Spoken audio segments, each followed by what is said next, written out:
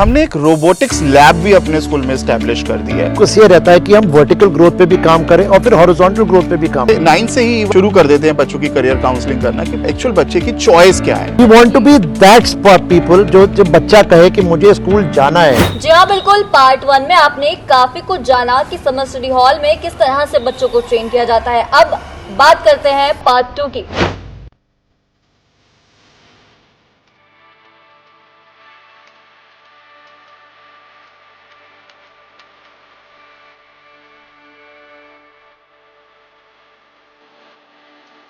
और मैं करना चाहूंगी, बस छोटा सा क्वेश्चन है कि अभी हाल ही में जो है नेशनल एजुकेशन पॉलिसी 2020 आई थी, तो उसको अलाइन करके किस तरह से स्कूल में पूरी स्टडीज वगैरह मैनेज की जाती हैं? न्यू एजुकेशन पॉलिसी अपने आप में एक बहुत बड़ा डॉक्यूमेंट है और उसके इम्प्लीमेंटेशन को में हर स्कूल को समय लगेगा, लाइक 100% अलाइन होने में, लेकिन उसको स्टेप बाय स्टेप सभी ने करना शुरू कर दिया और हम लोगों ने भी बहुत अच्छे से उस पॉलिसी को अपने टीचर्स को उस पर ट्रेनिंग दी है, दे रहे हैं और स्कूल के अंदर मैनेजमेंट ने भी अपने स्कूल को उस सिस्टम पे अलाइन करना स्टार्ट कर दिया है।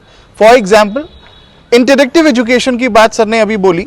हमारे हर क्लासरूम में जो हमारा प्री प्राइमरी सेक्शन है, प्राइमरी सेक्शन है, मिडिल स्कूल है, एलईडी स्मार्ट टीवी लगे हुए हैं जो बच्चों को एजुकेशन जब हम किसी भी बात को एक्सप्लेन करना चाहते हैं तो यूट्यूब से हम उसे कनेक्ट कर पाते हैं। हमारे पास अलग सॉफ्टवेयर है, हम उनसे कनेक्ट कर पाते हैं और बच्चों को अपनी बात बहुत इजीली हमें एक्सप्लेन करने में, टीचर्स को एक्सप्लेन करने में हेल्प मिलती है।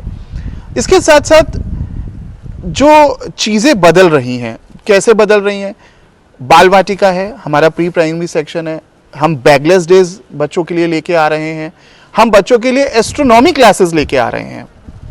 बहुत हमने पहले भी वो क्लासेस अपने यहाँ करी हैं और उसमें बच्चों को कंप्लीटली स्काई से कनेक्ट कर दिया जाता है। उनको टेलीस्कोप बनाना सिखाया गया था स्कूल में, उनको ये सारे काम सिखाए गए स्कूल में। बच्चों ने उन क्लासेस को बहुत एंजॉय किया और बिल्कुल अभी हमने रिसेंटली अपने बच्चों को दिखाया भी, हमने एक रोबोटिक्स लैब भी अपने स्कूल में एस्टैब्लिश कर दी है and it will be a fun for the kids to go over there and see like how the robotics are working. Then they'll be putting coding into it, so along with the robotics there will be a coding classes as well. So now it has become the part of our curriculum and बस इतना ही नहीं है। मैंने बोला ना कि education तो एक पार्ट है, उसके साथ आपने हमेशा से देखा है कि किस तरीके से हम अपने बच्चों को ग्रूम करते हैं, उन्हें एनुअल फंक्शंस में पार्टिसिपेट कराते हैं। इतने सारे लोगों के बीच में जब बच्चा परफॉर्म करता है उसका कॉन्फिडेंस का लेवल ही अलग होता है। तो ये सब बातें जो एजुकेशन पॉलिसी यही कह रही है बस कि आप बच्चे को होलिस्टिक डेवलपमेंट दीजिए, वो हम दें। सर भाई, मेरा अगला सवाल आपसे है कि बच्चों की ग्रोथ को किस तरह से आप असेस करते हैं? मतलब कैसे देखा जाता है कि बच्चे पूरी तरह से ग्रोथ ले पा रहे हैं या नहीं? कि ग्रोथ इज, हम ग्रोथ की बात करते हैं तो वी टॉक अबाउट, लोग बाग सोचते हैं कि just height, it is mental growth. और मेंटल ग्रोथ कैसे आती है? आपका advancement of class is not only growth, growth दो तरीके से आती है। There is a vertical growth and then there is a horizontal growth. हमारा स्कूल का फोकस ये रहता है कि हम वर्टिकल ग्रोथ पे भी काम करें और फिर हॉरिजॉन्टल ग्रोथ पे भी काम करें, क्योंकि जब वो हॉरिजॉन्टल ग्रोथ कंप्लीट होती है तभी आपकी वर्टिकल ग्रोथ शुरू होती है। So it is a step by step process. सीढ़ी भी उसी तरीके से ऊंची चली जाती है, जबकि पहले वर्टिकल, हॉरिजॉन्टल, वर्टिकल, हॉरिजॉन्टल, ये एग्जैक्ट एक स्टेप फॉर्मेशन ऑफ एजुकेशन है that we provide to our children, because the step methodology आपकी नॉट ओनली आपकी वर्टिकल ग्रोथ इंपॉर्टेंट है बट आपकी also horizontal growth very important है। सर भाई, मैं आपसे जानना चाहूंगी कि बच्चा पढ़ता इसलिए है कि उसका करियर अच्छा हो, तो यहाँ पर करियर काउंसलिंग के लिए या बच्चे आगे अच्छा करियर बना सके उसके लिए किस तरह से काम किया जाता है? देखिए, जैसे कि सर ने अभी आपको बताया कि हमारा एक टीम से टाई अप है जो कि हल्द्वानी से आती है, वंडर ब्रेन्स। उसमें उनके जो टीम मेंबर्स हैं वो लोग प्रॉपरली इस चीज़ में उन्होंने कोर्सेज किए हैं, उनके पास नॉलेज है, उनकी टीम है जो बच्चों से करियर काउंसलिंग पे बात करती है और क्लास 11 से 9 से ही इवन वो इस चीज़ में शुरू कर देते हैं बच्चों की करियर काउंसलिंग करना कि एक्चुअल बच्चे की चॉइस क्या है, क्योंकि पीयर प्रेशर बहुत ज़्यादा है और बच्चे देखते हैं मेरे फ्रेंड ने साइंस लिया है तो मुझे भी साइंस लेना है, मेरे फ्रेंड ने कॉमर्स लिया है मुझे भी कॉमर्स लेना है, और कुछ बच्चे ये सोचते हैं ह्यूमैनिटीज़ तो इसलिए लेना है ताकि हमें पढ़ना ही नहीं पड़ेगा। But it is not like this, ये बिल्कुल भी नहीं है। आपको इस कॉम्पिटिटिव वर्ल्ड में ह्यूमैनिटीज़ लेकर भी बहुत अच्छे करियर ऑप्शंस मिल सकते हैं। तो जो हमारी वंडर ब्रेन्स की टीम है वो बच्चों से बात करती है, उनको इस बारे में समझाती है। और इवन हमने इस साल अपने स्कूल में एक करियर मेला किया था, और उस करियर मेले में लगभग 14 ऑल ओवर इंडिया से यूनिवर्सिटीज़ आई थी, उनके काउंसलर्स आए थे, उन लोगों ने बच्चों से बात करी।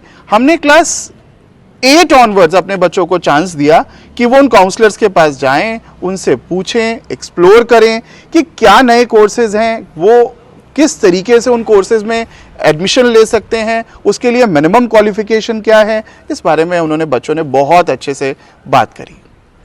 सर वही बात करें स्कूल का सबसे important segment according to me, मुझे लगता है कि प्राइमरी सेक्शन और प्री प्राइमरी सेक्शन होता है, क्योंकि बच्चों के बेस ईयर्स होते हैं।